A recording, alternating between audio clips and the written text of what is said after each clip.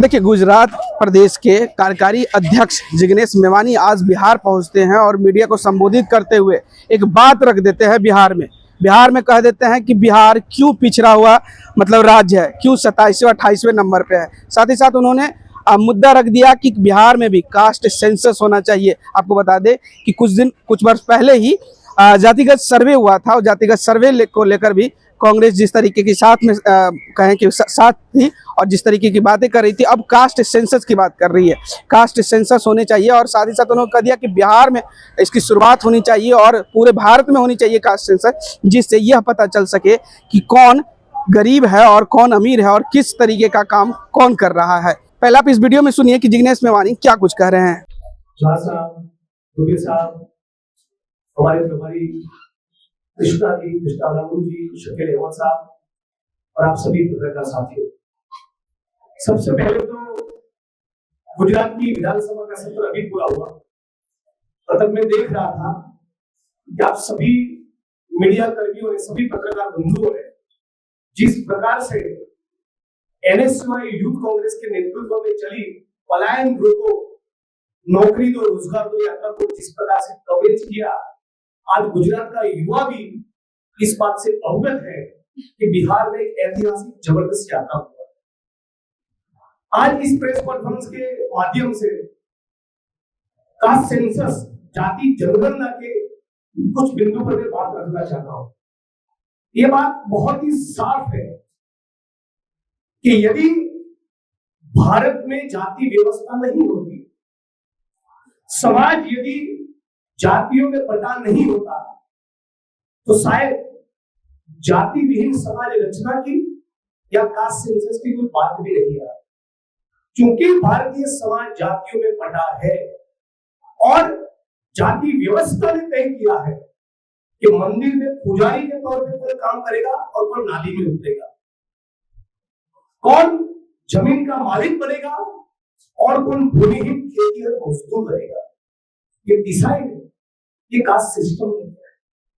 लेकिन भारत का संविधान समाजवाद के साथ साथ सामाजिक न्याय सुनिश्चित करने की भी गारंटी देता है और सामाजिक न्याय सुनिश्चित करना है तो जैसे खड़गे साहब, सम्माननीय राहुल जी और कांग्रेस पार्टी डंके की चोट पर कहती है कि हर कीमत पर भारतीय समाज का एक्सरे, जाति जनगणना, कास्ट सेंसस होना ही चाहिए।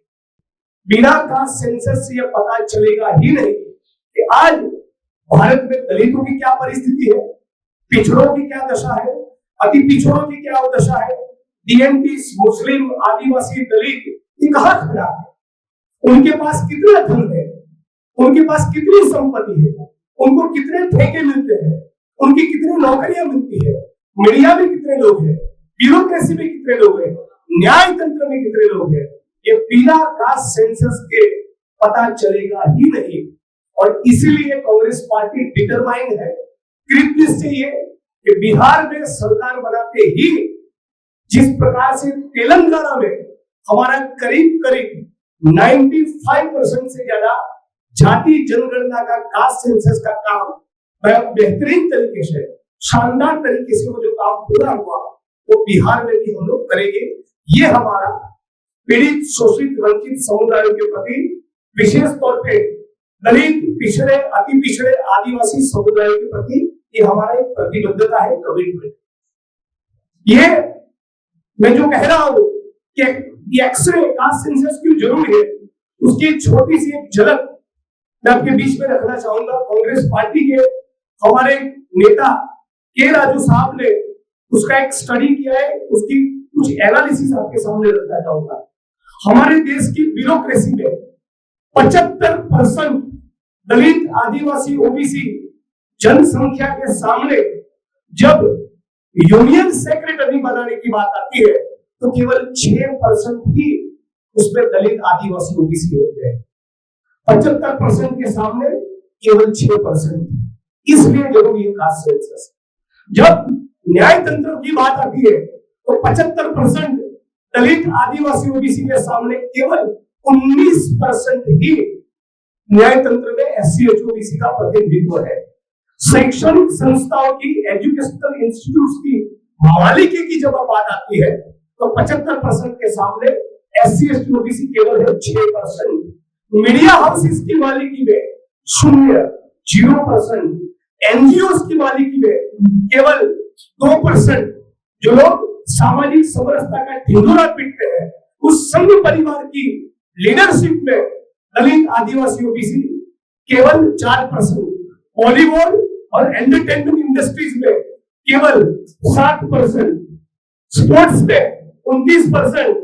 एनईसी लिस्टेड कंपनी में एससी एसटी ओबीसी केवल 6%। प्राइवेट अस्पतालों की मालिकी में 17%। भारत सरकार के यूनियन बजट में 75% की आबादी के सामने केवल 30%। स्टेट के बजट में 34%। एयरपोर्ट के ठेकों में 0%। पोर्ट के ठेकों में 0%। रोड रास्ते के कॉन्ट्रैक्ट में 2%। एनर्जी क्षेत्र के कॉन्ट्रैक्ट में टेंडर में एससी एसटी ओबीसी केवल 7%। माइनिंग की लीज दलित आदिवासी ओबीसी को 1%। प्रिंट मीडिया में केवल 2%। इलेक्ट्रॉनिक मीडिया में 2% और डिजिटल मीडिया में केवल 4%। ये है भारत का एक्सरे। यदि कास्ट सेंसस पूरी ईमानदारी से हो, जाति जनगणना हो, तो इस प्रकार का वास्तविक चित्र पूरे हिंदुस्तान के सामने, पूरे भारत के सामने, सारे प्रदेशों की सरकारों के सामने, पूरे भारतीय समाज के सामने उजागर होगा।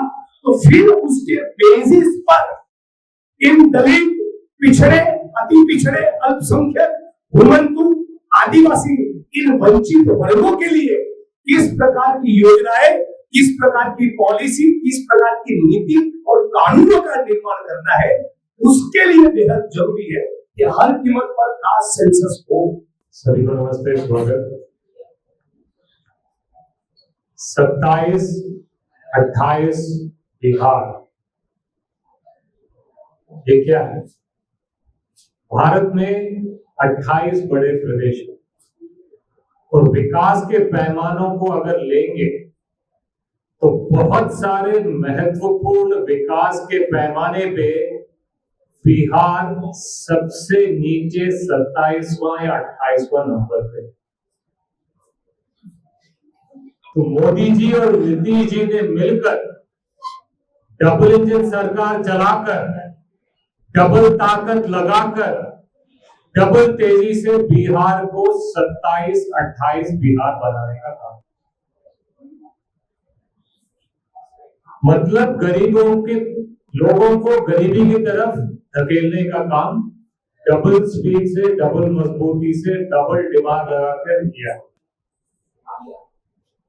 जब कुछ दिनों के लिए हमारी सरकार थी तो हमने गरीबों के लिए योजना लेके आए। वो योजना ये थी कि जिनकी आमदनी 6,000 रुपये से कम है प्रति माह, उनके लिए सरकार 2 लाख लोन के माध्यम से नहीं, सब्सिडी की तरह छोटे लघु उद्योग शुरू करने के लिए देगी। और ये स्कीम बिहार के लगभग 94 लाख परिवारों को मदद कर, मतलब लगभग 1 करोड़ परिवारों को गरीबी से उठाने का काम कर। जैसे ही नीतीश जी ने पलटी मारी और मोदी जी के साथ जाके गले मिल गए, गरीबों के बारे में भूल गए, स्कीम के बारे में भूल गए।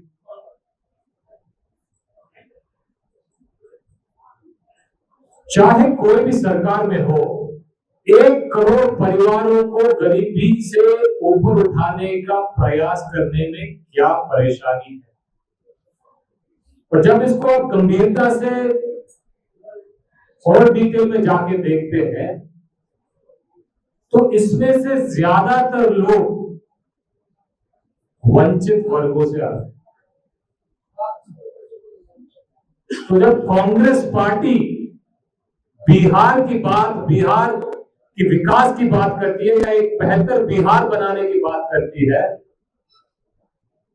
तो हम लोगों को गरीबी से उठाने की बात करते हैं और उसका एक गहरा कनेक्शन समाज और जाति से। तो विकास और जातिगत जनगणना एक बेहतर बिहार बनाने के एक ही सिक्के के 2 पहलू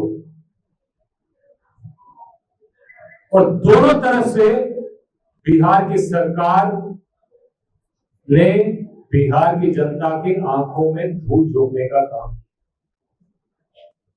तो सवाल यह है कि बिहार की जनता को 27-28 बिहार चाहिए या बेहतर बिहार चाहिए। तो जैसा कि आपने साफ तरीके से जिग्नेश मेवानी को सुना, वो कहते हुए नजर आ रहे हैं कि कास्ट सेंसस भारत के लिए एक्सरे मशीन का काम करेगा। भारत की जनगणना के साथ साथ वो भारत की उन तबकों को जानकारी देगा लोगों को जो किस तरीके का कौन लोग किस तरीके का कार्य कर रहे हैं। बहरहाल इस खबर में इतना ही। इस वीडियो की प्रतिक्रिया आप हमें कमेंट में जरूर दीजिएगा और ऐसे ही तमाम खबरों से जुड़े रहने के लिए देखते रहें आर्यन खबर।